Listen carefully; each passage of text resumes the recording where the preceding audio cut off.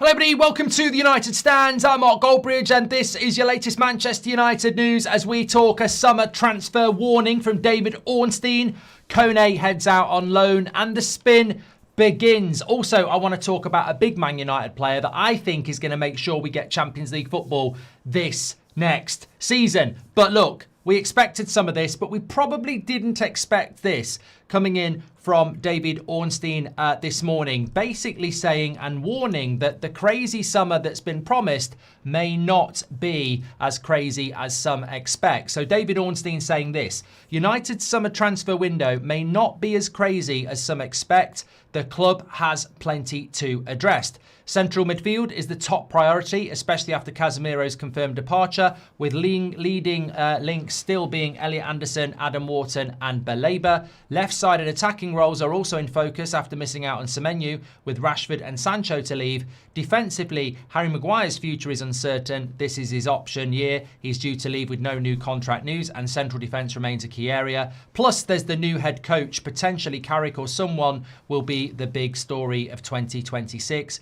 Early signs under Carrick have sparked hope among fans and those at the club. However, as always, actions will speak louder than words. So look, the big line is United's summer transfer window may not be as crazy as some expect. I'm going to shout out an account on X here because I think it encapsulates much of what I would say in a couple of paragraphs.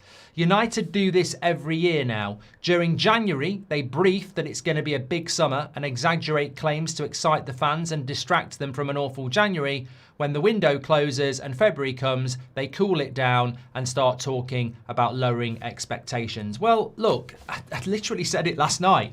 Literally said it all month. And many of you are on board with that. But we still have people in our fan base that, I don't know. I mean, I hear things, but I don't know. I don't know. I don't think there's any integrity, really, in a lot of what people are saying to you. I think they're doing it for selfish reasons. Maybe they're getting offers of things from the club. I don't know. You know, I couldn't give a toss about that. I care about... I don't believe the people running the club are the right people to run the club, so I don't want promises from them people. But this does happen every year. It's absolutely spot on and it's right to be called out. All through January, when we did nothing, we're going to go big, we're going to go big, we're going to go big. The minute the window closes, one of the most respectable journalists in the game says, it might not be the crazy summer people expect. That's February the 1st. We've got 4 months of this now for those expectations to get lowered and lowered. So look, Michael Carrick's doing a great job. The players are doing a great job, but you can differentiate between the great job they're doing and the shit job the owners are doing. And this is it. What I said last night, on what grounds do you think we're going to have a big summer? Like, there's people talking about, oh, I'm glad we didn't do anything in January because then we can go big in the summer. Based on what? Trust me, bro.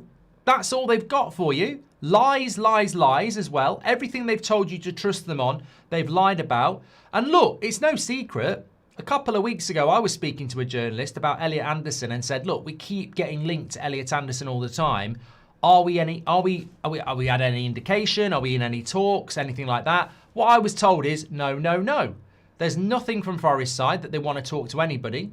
There's nothing from the player's side that he wants to come to Man United.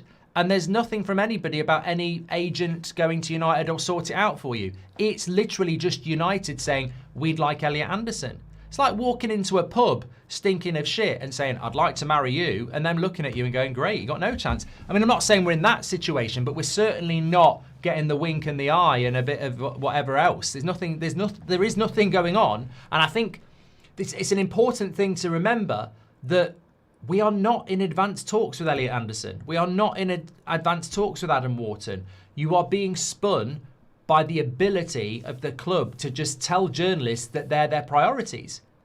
It's like being out with your mates and going, one day I want to marry such and such from down the road, and everyone going, we got no chance. Yeah, but that's my ambition. And then everyone talks about it and goes, you know, he wants to marry her. Oh yeah, yeah. It's just talk.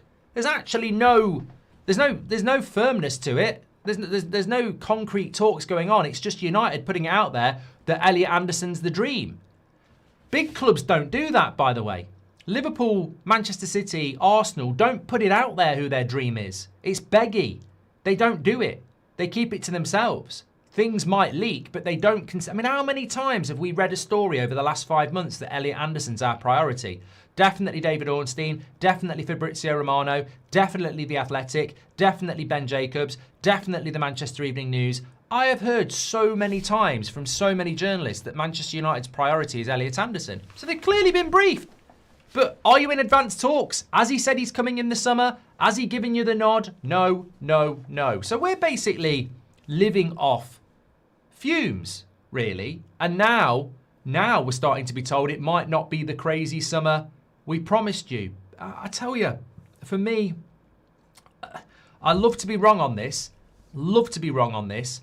My assessment of the situation is Baleba will be signed because it's easy and he's not playing in the World Cup, so they can take all of June signing Baleba. That will be the big signing.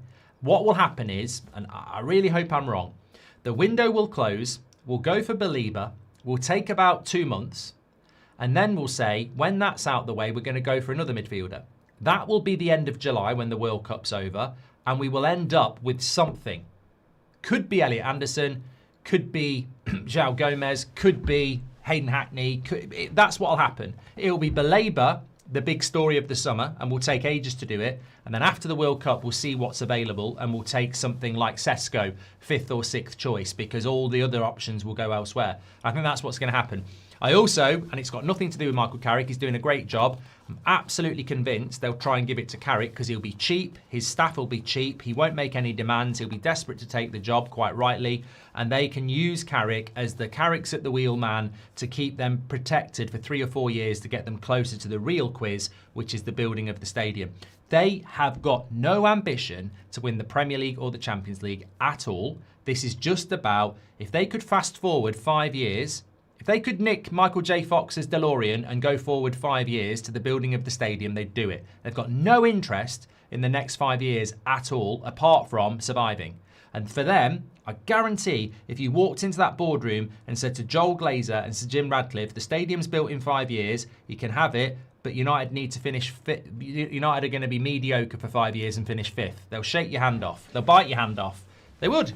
I don't think they've got any interest in being successful at the club. It's all about building that stadium. It's all about regenerating the area. It's all about doubling their money. These are selfish, mercenary business people proven over the last 20 years who are just trying to get to their meal ticket. There's such a stark contrast on what you can do in the summer. You can get somebody like Luis Enrique, you can go big and you can try and compete with Man City and Arsenal. Or you can go for somebody like De Zerbi, Carrick, Glasner, give them next to no money and say, try and get me 5th every year for the next 5 years while I build a stadium. It will be that second one. It will be that second one. And if you're just tuning in, it is very concerning that a journalist with the credibility of someone like David Ornstein is saying it might not be the crazy summer United have spoken about on February the 3rd. So I'm not surprised by it. I'm not going to rant or anything like that. I just feel sorry for the people. I mean, I had a couple of comments last night saying you're so negative, moaning all the time, and I just laughed. I laughed. I went like, and there's the bot. I was laughing that last night after the show, somebody actually, if it wasn't a bot, described our show last night as negative and moaning, and that's our fault. It's our fault for being negative and moaning about the way the club's being run. Sorry. Didn't realise I'd put it into £1 billion of debt, that we haven't qualified for the Champions League for over 50% of the last 12 years, that we're perennially shit and unambitious. I'm such a moaner. You know what? I was under the illusion that Manchester United was one of the biggest clubs in the world that's meant to fight for the title every year and be in the Champions League every year. Sorry for moaning about that. I'm so negative. But there are these morons in our fan base, but I don't think they're morons. I think they're bots, or I think they're being promised stuff, or I think they're being, if you do this, we need your help. Can you do this? We'll give you that. It's nonsense. It's nonsense. I mean, there's one of our ex-players who gets interviews on the regular with the club who is the definition of toxic positivity. He never says anything bad about the Glazers or the ownership or transfers or anything like that. And he'll be screaming and shouting, give Carrick the job. The lads are doing well. We don't need any signings, because he's getting something from the club, isn't he? And that's a personal thing. You make your choice. But look, it amazes me that people can't see what's happening. The day after the window closes, all the talk of a massive summer disappears, because now they've got to spin for the next one and the next one. So what you do is, In the summer, when the summer window closes and you didn't get a midfielder, you know what? I was looking at some of the headlines in early September, right? There are journalists out there that wrote articles in the first week of September when the summer transfer window closed saying Man United would go for a midfielder in January. And then in January, those same journalists are talking about Man United going big in the summer. Have you figured it out yet? They spin the next one during the one they don't want to spend in. That's what they do. They've been doing it for years. The minute a window is closed, you talk about the next window. And then when that window comes along, oh, it's hard, but the next one we're going to go big. Look, even this morning, just to give you an example of this, because some people maybe aren't experienced in this world at all, Manchester United are set to prioritise a midfield overhaul this summer with plans to sign 2 players for the position, and the club is prepared to spend big to secure a marquee addition. While United will aim to strike the best deal possible, they acknowledge that landing a proven Premier League star may require a club record transfer fee. Elliot Anderson is viewed as the dream midfield target. So, you know, that's one. And I'm sure there was another one as well. I saw it this morning. Where was it? I know where it was. Let me just grab this. It was about a winger as well. Manchester United will look to sign a left winger this summer following the sale of Garnacho and Marcus Rashford. Leipzig's Jan Diamonde is one player of early interest to the club for that position. What it leaves out is that the price tag is £80 million for Diamonde, but that doesn't matter.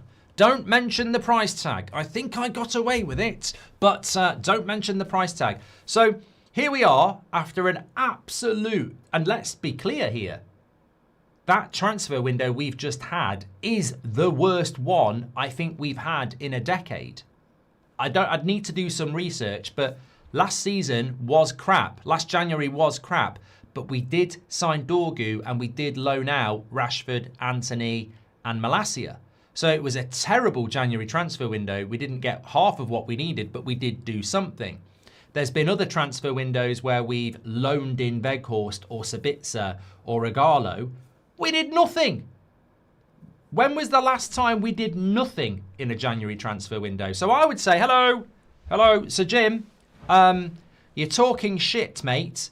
And factually, again, you are delivering in this first 2 years worse than it was under the Glazers. Wow, that's not very fair. Oh, no, hold on a minute, Sir Jim. Factually, the win ratio over the last 2 years is worse than the previous 2 years under the Glazers, yeah? We've not won anything. The debt's getting bigger. You've sacked 2 managers. You've wasted £500 million.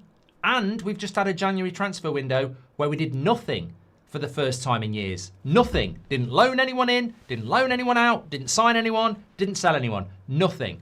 So, mate, it's factually getting worse, isn't it? But look, it is what it is. But as I said, here we are. The window is closed. You can say what you like without consequence. So we're going to go big in the summer. Well, we're not. They won't remember. We're going to go for Diamonde in the summer. He's going to cost 80 million. We're definitely not. Yeah, they won't remember. You just got at United. You just live today. Put some bullshit out today and they'll forget tomorrow. There's always some prats that will believe it. And we're not going to go for Diamonde in the summer, are we? It's going to cost 80 million quid. We're not going to do that. I don't know. But look, fair play to David Ornstein for putting it out there that it might not be the crazy summer Man United fans are expecting. And I would say on that, it's not the crazy summer Man United fans are expecting. We don't expect much. It's the crazy summer the club have been leaking for the last 4 weeks. No Man United fan would walk around going off their own back, we're going to have a crazy summer this summer. Nobody would do that. Not unless they've been in a coma for 20 years. No Man United fan with any knowledge of this football club's going to walk around going, pushing Liverpool fans going over, going, £500 million, kiss my arse, we're going to do 600. We're only talking about a crazy summer transfer window because the club have been leaking it for the last 4 weeks. And as David Ornstein said himself, actions speak louder than words. There's a lot that needs to be done at that football club, but actions will speak louder than words. As I say, Baleba will sign for Man United, not because he's the best option, because he's the easiest option who wants to sign for us. And United, at the moment, obsess about players that are obsessed with signing for United. So Baleba only wants to sign for us, so we'll be like, oh, this is the right player for us. That doesn't make him the right player. Just because he wants to come to Man United and no one else wants him, that doesn't make him the right player. I think we all know who the right players are. Whether we can go and get them or not, I don't know. Look, Anderson and Stiller for me are the two. I'd be surprised if we got one. Watchers miss out on the targets mentioned and sign Goretzka on a free, says Exo. Does protesting against these owners really work, says Amit. Well, it does work because it shows an expression. It's something, and something is better than nothing. Whether it'll, I think what you're saying is, will it get them out of the club? Well, nothing will get them out of the club, will it? I mean, protesting won't get them out of the club, but it shows that people have had enough. The only way you get the Glazers out of this football club is getting games cancelled and hitting them in the pocket, which nobody's willing to do that because it's difficult and it takes organisation and it takes money and there isn't actually a viable option. People can protest. The whole fan base can empty Old Trafford. I saw somebody saying the other day, well, it's the 75,000 twats who go into the stadium that are causing this. And I thought, hold on a minute. There's a multitude of reasons why it is nothing to do with the 75,000 fans who go into the ground and pay money to watch Manchester United. And on that, you should see the bloody prices they're having to pay at the moment. Hospitality prices are going up at Manchester United. So they're rinsing fans at the moment. But also, even if we emptied Old Trafford for the next home game against Spurs, the tickets have already been bought. It wouldn't do anything. It would be a big news story, but it wouldn't do anything because there's no viable option. There's no alternative. We fans aren't buying the club, so protests and everything are great. Emptying the stadium would be very interesting, but it won't get them out because there is no alternative. There's nobody out there at the moment saying, here's 6 billion, we want to buy the club, let's force them out. Here's a few $100,000 to the fan groups, let's get them out. That's the way to get them out. There isn't an alternative. As fans, we're completely useless because we can't buy the club. It was said a few weeks ago, and it's absolutely true. Somebody needs to step forward with the stance of the fans and the money to buy the club and say, right, let's get them out. Let's work together to get them out. We're going to fund the fan groups. We're going to get these people out and we're going to get our club back. But no one's done that. Even Qatar didn't do that. It was all nicey, deal with the Glazers. Nah, the best way to get them out is to have somebody who's got the money, who works with the fans to get them out and says, look, when we come in, we're going to lower the debt. We're going to build the club. Let's get them out. But you need an organisation with the money to do that who works with the fans. You can't work with the Glazers. The Glazers mugged Qatar off. Oh yeah, we're thinking about selling. Sir Jim. So you can't speak to the Glazers. They need forcing out. And this has happened at multiple clubs. It's called it's like overthrowing the government, isn't it? There needs to be an alternative that the people get behind. We've never had that. And I don't think we ever will. Kone, literally our answer for midfield. Hope it's not true. Right, this is a big good story from Class of 99. So Kone is leaving Manchester United to go out on loan to Lausanne. Sekou Kone has joined INEOS-owned Lausanne Sport on loan until the end of the season. We knew this was coming. I'm baffled by this. I've got to say, I'm absolutely baffled by this. I think it's sadly another indication of the idiocy of the people running our football club. I'm sorry if I'm you know he's 20 now as well. He's 20. I thought he was like 17. He's 20 years of age. He's turned 20 today. So I don't know where those years went. I thought we signed him at 17 years of age. So he's 20 today and he's going on loan to the Swiss League in a shit side. I despair. Thanks, Class of 99, for reminding me. I like King Walker says, why not the Championship? I just don't get this at all. I mean, I would say at this point, the chances of Kone becoming a Man United first team player, percentage-wise, has just plummeted. Because at 20 years of age, if you're going to play in the Swiss League at 20, Think of all the French players, Swiss players, Austrian players, German players, what they're doing at 20.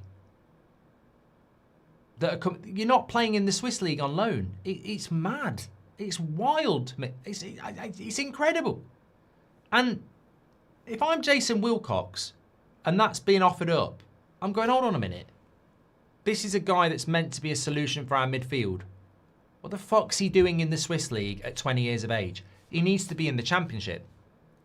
We play in the Premier League. He needs to be playing in the Championship. At bare minimum, the Bundesliga. But it's the Bundesliga or the Championship.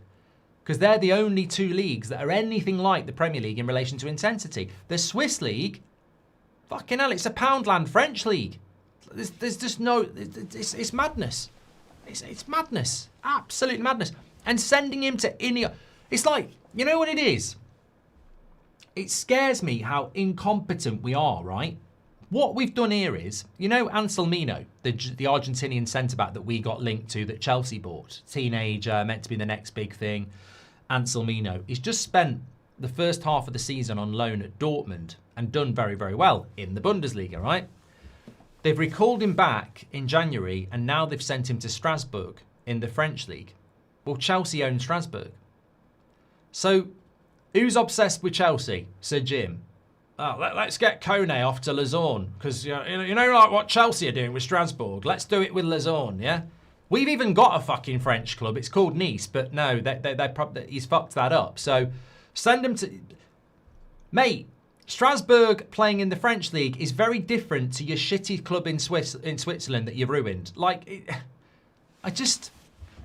It's disappointing because I thought Kone might be a player. He might be one of these young players that actually breaks through. But that's absolutely terrible career management to send a 20-year-old to Switzerland. Oh, look, Switzerland's a lovely country. And all respect to Lausanne, I don't know much about you, but he shouldn't be going to there. He shouldn't be going there. You don't think we'll spend £200 million in the summer, says Robert. I do think we'll spend £200 million in the summer, Robert, but listen to what David Ornstein said. The crazy summer some Man United fans are predicting isn't necessarily going to happen. £200 million isn't a crazy summer, Robert. How much did Chelsea spend last summer? How much did Man City spend last summer? How much did Liverpool spend last summer? How much did Arsenal spend last summer? You're talking close to £400 million. £200 million doesn't actually go far for what we need. We need 2 midfielders. We probably need 2 fullbacks. We need a winger. We need another centre-back. We need another striker. We may need a goalkeeper. So £200 million is not what I would describe as a crazy summer. I think it would. I think we will spend £200 million, but I don't think it will go far. Really don't. I think £200 million is, well, what did Newcastle spend last summer? What did Villa spend? Like, I don't think £200 million goes very far. It's 3 players, isn't it? Like Black Moustache says. So no, I wouldn't describe that as crazy. Robert, please don't tell me you're a Glazerite. You are many things, and I know you've got Mason Mount pictures on your wall, but please don't tell me you're still believing in this ownership, because I would have thought better of you than that. I would. Not having a big TW equals kneecapping manager, be a Carrick or other. We know incomings need to replace players getting old, injury prone or not good enough. Owners constantly shooting club in the foot, says Big Z. I think my concern is that you give the job to someone like Michael Carrick or Glasner or De Zerbi, and that's the expectation set. You almost feel sorry for the manager. It's almost like subverting the fan base by going, well, if they give it to Carrick and he doesn't get much money, what's he supposed to do? But he's such a nice, likeable guy. Oh, I know we've lost there and we finished 5th, but what's he supposed to do? That's what scares me, is that he might go down that road of, let's put a likeable guy in the job. Let's not really support him. But when we finish 5th, the fan base feels sorry for him, so nothing ever really changes. Hi, Mark. What you said the other day, if we lose Casemiro and Maguire, we lose a lot of aerial ability. 6 aerial goals alone by them two and their aerial defence. This needs addressing, don't you think, says Christopher. I think the dominance of Casemiro and Harry Maguire in the air cannot be understated.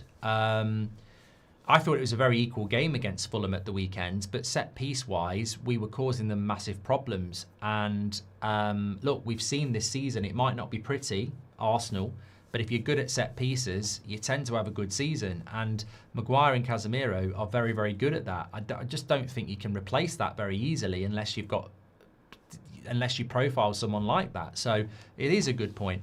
On a positive, I just wanted to say this about Kone. I wanted Kone way before we even got linked to him. I remember talking about him about a year before we bought him and saying, I just think Kone would be a really good player at Man United. He's got that Man United player feel.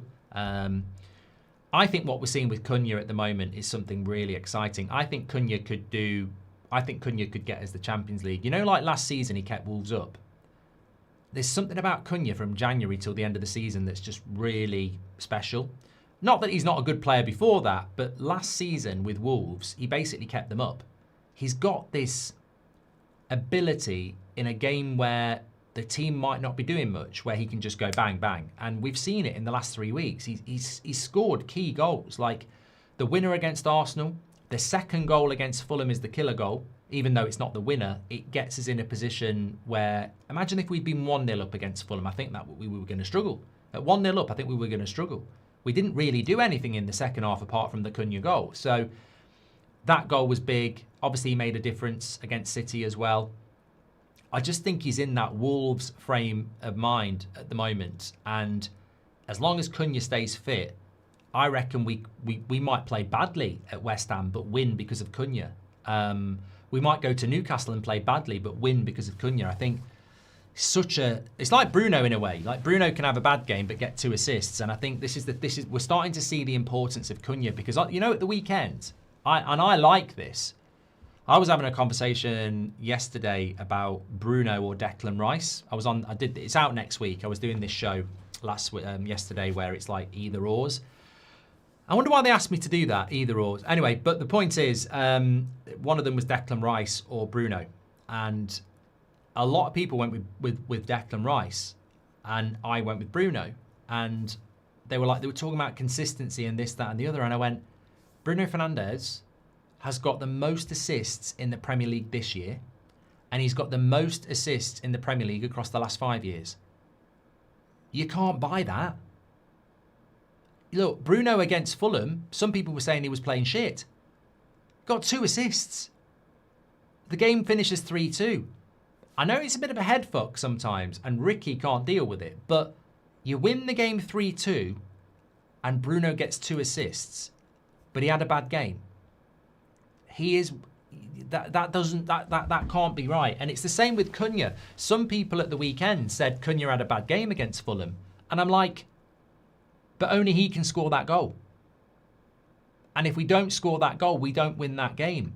Like, you can have players in your team that don't play well for the 90 minutes, but deliver the big moments. You can carry those types of players. And you're not carrying them in the sense that they don't track back and they don't work hard, because Bruno and Kone do work hard and they do press. But they might not be, they might misplace a few passes. They might go quiet for 20 minutes. But the difference between like a Mason Mount having a bad game is he won't produce anything. But if Kone or Bruno have a quiet game, they'll produce something. And that's why when you look at Premier League goals and Premier League assists, if they're there, they're worth their weight in gold. Because not everybody is there. Like, there's a number 10 playing for Brentford who plays well every week, but he hasn't got as many assists as Bruno. I'm not big on stats, but those goals and assists are worth their weight in gold. And I'm telling you, over the next few weeks, I just feel like Kone's in the Wolves form from last year, where he could literally carry this team to the Champions League. I'm not saying it's all on him, but I just feel like he's going to start scoring. Well, he already is. He's going to start scoring these goals out of nothing. Like that Fulham goal, he shouldn't score that goal. Leno's in a really good position. If he goes across Leno, I think he's got it covered. And if he doesn't hit it as well on the front post, I think Leno's got it covered. It's just brilliant. And obviously the Arsenal goal was brilliant. And Kone's scoring these goals now, which is exactly why I wanted him at the club. And it must be so frustrating for opposition fans, because you're like, we've played really well there, and he's just scored a worldie. But that's why we beat Fulham. They haven't got Kone. We have. It's that quality that's the difference. So I'm excited about Kone at the moment. Hi Mark, what you said the other day, I've done that about Casemiro. Thank you, Christopher, for your super chat. Are any of Anderson, Baleba or Wharton a direct replacement for Casemiro, says Dirty Deeds? Well, it's interesting. I think this is a great question as well, because there's been this conversation about the midfielder that we're going to sign, that they want an energetic midfielder that can get up and down the pitch, and then they want a specialist holding midfielder that can conduct, of which Anderson isn't, Wharton isn't, and Baleba isn't. Wharton, Anderson and Baleba are more Manu role than Casemiro. Like, Anderson is the definition of a box-to-box, as is Adam Wharton, as is Baleba. So none of those players are actually a Casemiro replacement. Which is interesting, isn't it? Because this is where I think we're being spun again. A lot of people are going Anderson and Baleba, but if you had Anderson, Baleba and Manu, not one of them is actually a sitter. Now, you might be able to turn one into a sitter, but they're not actually, they're not. So, I don't know. The way I feel is that we have been spun for the last 5 months and the last 4 weeks, and I think they've done it so that they could get through a January transfer window without buying anybody. I mean, look, if you owe somebody money, right, and they knock on your door on January the 1st and say, give me your money or I'm going to break your legs. HSBC's gone downhill, hasn't it? But no, like, you've lent it to somebody you shouldn't have done, right? And on Monday, January the 1st, they're there with the hammer and they're saying, where's the money? You said you'd have the money today. And you go, put the hammer away. I'm telling you now, I've just got to sort a few things out. I've got big things going on in the summer. Big things going on in the summer. Ask them. They'll tell you it's true. And if I'm doing big things in the summer, I'm going to get you this money. Don't you worry about it, right? And basically, they come back the next week and you just fob them off. And before you know it, you've made it to the summer and then you can give them the money back. But they wanted that money on the January the 1st. So this is what I mean. It's not quite the same because we're talking about 1 month. And how long can you keep someone away with a hammer? But ultimately, that's what INEOS and the Glazers have done. They've just spoken about something in the future to distract for the now. And now the window's closed. Hi Mark, not being funny, but with Wilcox running transfers, what 5th or 6th choice players will we get? No guarantees we'll get anyone except Baleba, but we need more and we need better, says Mike. Well, I think that's what we were talking about there. Baleba, I'm 95% we're going to get. I don't think we should, but I'll give him a chance, but 95%, because it's not even a transfer. You can't give Wilcox credit for Baleba. I mean, he's begging to come to Man United for 12 months. So, I mean, it's just easy, isn't it? And he's not going to play in the World Cup. So all you've got to do is negotiate with Brighton. And Brighton will do a deal. So, beyond Baleba, I don't know where we'll go next. January transfer window is about necessity and opportunity. We should have bought Quinton Timber and Lookman for under 35 million combined, says Samo. Garfield's gifted a membership. You're a legend, sir. So's Daniel Thompson. Thank you very much. And what would you say are 3 non-negotiables for the summer transfer window, says Kyle? Well, I'm not saying 3 because I'm not a Glazerite. There isn't 3. There's 6. There's not. I'm not having 3. Talking about 3 dilutes yourself down to giving in.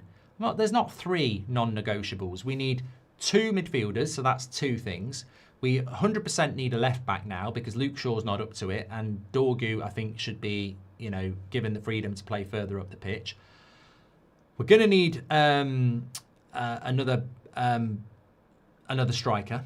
That's 4. We're going to need a goalkeeper as well because Lamel's on his own. If anything happens to him, we need a goalkeeper, so that's 5. And we need a winger as well, so that's 6. And that's without knowing what's going to happen with Bruno as well. So I think there's 6 non-negotiables there that have to happen, especially if we're going to. And also, if we're in the Champions League, let's not forget, I need a bench. And, I do need a couple of players that maybe don't go straight into the first team. So maybe I need 3 midfielders. Maybe I need 2 wingers. Like, this is just first team stuff. What we've learned this season and last season is you don't build an 11, you build an 18, and yeah, I think we need a massive summer transfer window. We need between 6 and 10 players, really. Whatever happens, whether it's Michael Carrick, whether it's Luis Enrique, whether it's Champions League, whether it's Europa League, next season is going to be another transitional season. I don't know whether many people have realised that. Like, next season's another transitional. The excuse is there already. They're not going to deliver the summer transfer window that sends us into next season where we go, right, let's go for it. Like, you know it and I know it. There's no way next season we're starting the season with a squad that we go, let's go for it. We're going to be in a season where we go, can we deal with this? Can we deal with European football and getting into the top 5 again? Have we got the squad for it? It could be a tough one. No summer activity is going to change that. Mike JW, hope you're doing well, pal. He says, as we have not invested again, let's be honest, we don't just need to qualify, we need quality too, and quantity. For the next extra matches next season, we need depth. Well, literally, I haven't read that, Mike, but it's literally what I was just sort of talking about. So, yeah, absolutely spot on. Forza, welcome to the Members Club. Thank you.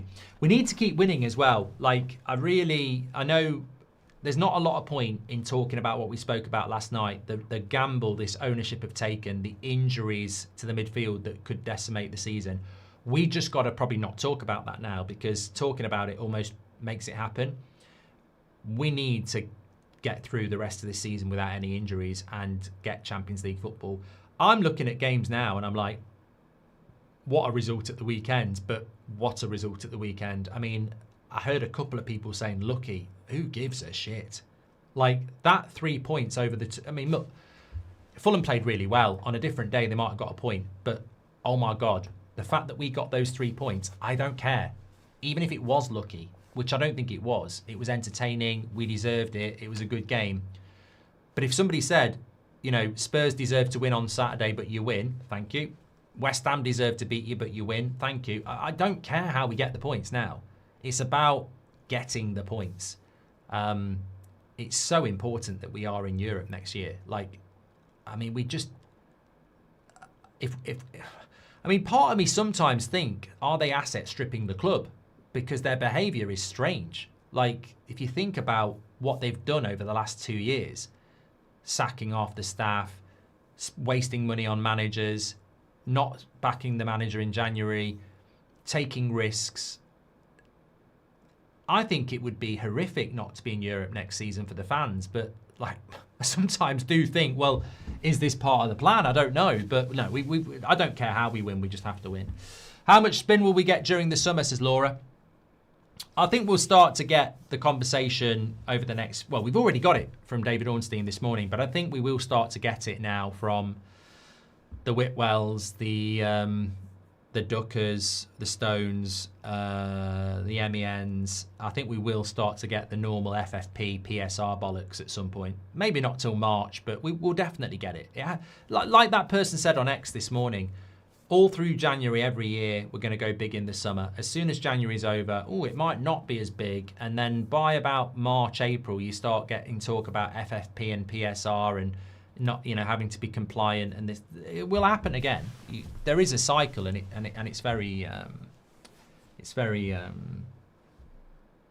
repetitive. Don't forget as well. Like I know nobody will forget, but this week is very important to this football club as well. The anniversary of the Munich tragedy and what this football club's all about. So look, it feels like sometimes this ownership doesn't get what this club's all about. But credit to you and the fans of this club, we always do, and it's always a big day in this fan base, and it's something that will never be forgotten either. So remember that whatever happens, we'll always have what this club means to us, regardless of what this dictatorship does to us. Hjulmand would be a Casemiro replacement, Amrim or not. His positioning, ball recovering and passing are solid. He's also a leader and sporting captain, says 1 Inch Wonder. I think Hjulmand under Amrim was a possibility. I think there's no chance now. Because he was on the recommendation for Amrim, and as we know with Rangnick recommended about 10 players, all of which are now tearing it apart around Europe. I'm thinking about people like Alvarez, Enzo Fernandez, Vardiel, all very gettable when Rangnick gave us the list and all tearing it up at different clubs now. United ripped that list up when Rangnick left, so I would imagine they've done the same with anything that was suggested by Amorim. We can't be in transition season if we make Champions League, says Big Z. I think we will be. Look at Newcastle. I think we will be in transition. If you haven't got the squad, you're in transition in the Champions League because you're trying to adjust to being in the Champions League and staying in the Champions League through the Premier League. So we will be in transition because we won't be ready for that. Casemiro type player is so critical, says Pengers. He helps Mainu play his best. No surprise the limited times Amorim brought Mainu on. He was joining Ugarte and was thrown into a chaos midfield, says Pengers. Yeah, I mean, look, the whole Mainu Amorim thing is valid. I wanted to see Mainu play more. However, there is a very good counter argument, and I think you've made it there. When you're playing a midfield three, which we do now, Mainu starts because it's Casemiro, Bruno, and Mainu or Ugarte. So Mainu starts. When you're playing a midfield two, and you've got Casemiro and Bruno, you've got to drop one of them for Mainu if you're not going to play Bruno as a 10, which is what I wanted Amorim to do. So the issue was that Amorim didn't see Mainu as a 6, which many of you don't, and he felt that Bruno was better in that position than Mainu, which I disagree with, but some people say, well, look at all the assists. But look, we can't look back. We've got to look forward, and it's great to see Mainu in the midfield three. The debt interest payments are only going up. If we miss out on Europe, the summer transfer windows are next. Prepare for freebies and loans, says Free Immortal. And anyone who watches Baleba regularly knows he lacks the defensive and positional awareness to replace Casemiro. Carrick understands that role better than anyone. He would never want Baleba as a replacement, says Goldbridge. Whether he does or he doesn't, he won't have the power to stop it if he's the manager, because he doesn't have a veto. We will use Collier for Casemiro, give Bruno a new contract, and then just sign Baleba, says Mark Fudge. Well, we can't use Toby Collier as Casemiro's replacement. And I like Toby Collier, but we can't. He's always getting injured. He's never really played in the Premier League. He can't be a Casemiro replacement. I heard a catchy song, maybe not your cup of tea, by a guy called Sage. It goes, Cunha, Bruno, Patrick Dorgu, Brian Mbeumo. Says Big Z. I've got no idea what the context of the rhythm is, but there we go. 6 months out from no value in the market, says Pete Phillips. That's definitely coming, mate. Keel Robinson says, Dorgu, Leon, Kone, Obi, Malacia will be our summer signings. Send them on loan now. Promote them to the first team in the summer. Bootleg football. Thank you, Keel. I think Tonali is a better option than those we are linked with, says Go. I mean, look, this is a good point. The Tonali news yesterday for going to Villa was quite interesting. Tonali actually is a holding midfielder. Like, Tonali would work better than Wharton, Baleba and Anderson in the 6. But I don't think we'll do that. What about Nusa? Is better player than Diamonde, says Payer. I don't know that he's a better player than Diamonde. I mean, he plays off the left. I like Nusa, but I've never heard any United be linked to him, but I do like Nusa. Should not be looking at a manager until Glazers out. Ownership cannot support a new manager. Carrick will get results now. New manager will struggle, says Danny. And Robert McCormack says, I'm behind INEOS for now. Much different to the Glazers. Robert, I've got to say, if we were having that pint now, I'd put the pint down and walk out and say you've disappointed me. I mean, look, I'll respect it because I respect you, but I don't know how you can be behind INEOS. I don't know. I will say this to your face now. The Glazers are worse than INEOS, you're right. I think INEOS have done worse than the Glazers in the last 2 years, but the Glazers have destroyed this club over 20 years. So you are right. But how you can be behind INEOS, I'll never know. Because everything Sir Jim Radcliffe has said, he's gone back on. So you can't trust them. It's blind faith. It's trust me, bro. Like, I can literally list off 10 things that Sir Jim Radcliffe and INEOS have done at this football club and then gone back on it. So I don't know how you can trust them. I don't know how you can be behind them because everything they do, they go back on. 3 years for Amorim, 3 months sacked. We're backing Ten Hag, 300 million, 3 months later sacked. Dan Ashworth's the best director of football in the world, sacked. It's just a long list of oh, I'm gonna employ best in class. He brings in Jason Wilcox. Like it's. I'm sorry you're a Glazer, right, Robert? It's sad because you're somebody I respect. United are a factory of producing yes men in bulk, says Amit. Loan Kone, keep Malacia, Wilcox at the wheel, says 1 Inch Wonder. Watch us sign another Amrabat after this World Cup because he had one good 90 minutes against a World Cup favourite, says Jid. And watch us miss out on the targets mentioned and sign Goretzka on a free. Thank you very much. I think I've already done that one. We only wanted a single loan deal, nothing major, says Michael Wright. Yeah, I mean, mate, I was there at the end of the window saying sign Ndidi. That's how shit the situation was, and they didn't even do that. Salah was older than Kone when he played in Switzerland. At least Kone will play in the Conference League, says Lucho. So you're now comparing Salah to Kone. God, another Glazerite in 4K. Remember the days where Nani, Fletcher, Park and Anderson were bench players? Who of that calibre do we have now to put onto the change of the game? When will the owners realise that we need a squad? Well, they've got to realise we need a first team first. Ray says they are lies. The board is all this talk about Kone only to be loaned to a Swiss team is despair so much. Well, I mean, Ray makes a good point as well. Like, they bring these young players in, like Kone and Obi, and people start going on, and Leon, and they start talking about, oh, they'll be ready. I mean, if I could be asked, we could pull up receipts.